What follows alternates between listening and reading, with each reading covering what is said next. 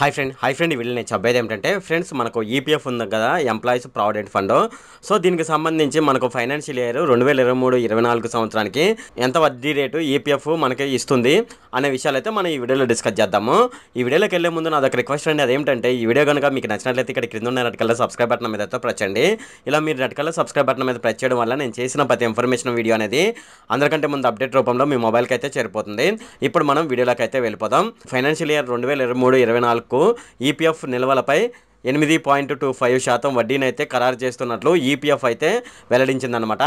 గత ఆర్థిక సంవత్సరంతో పాటు ఫైనాన్షియల్ ఇయర్ 2024-25 ప్రారంభంలో ఫైనల్ సెటిల్మెంట్ చేసుకున్న ఉద్యోగులకు ఈ రేట్ అయితే చెల్లిస్తామని ఈపీఎఫ్ఓ అయితే తెలిపిందనమాట. ప్రస్తుతం కొనసాగుతున్న ఖాతాదారులకు అదే వడ్డీ రేటు అందుతుందని పేర్కొంది.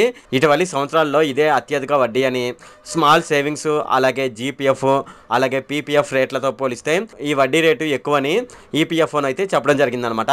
ఇది ఫ్రెండ్ ఈ వీడియోలో. ఫ్రెండ్ ఈ వీడియో కనుక మీకు నచ్చినట్లయితే ఇక్కడ క్రింద ఉన్న రెడ్ కలర్ సబ్స్క్రైబ్ బటన్ మీద అయితే ప్రెస్ చేయండి. అలాగే ఈ వీడియోని మీ ఫ్రెండ్స్ అండ్ ఫ్యామిలీ మెంబర్స్కి అయితే షేర్ చేయండి. అలాగే ఈ వీడియో సంబంధించి ఏమైనా కామెంట్లోని అనుకోండి, నాకు తప్పనిసరిగా క్రింద ఉన్న కామెంట్ సెక్షన్లో అయితే తెలియజేయండి. ఈ వీడియో అంతే friend. Okay, thank you friend.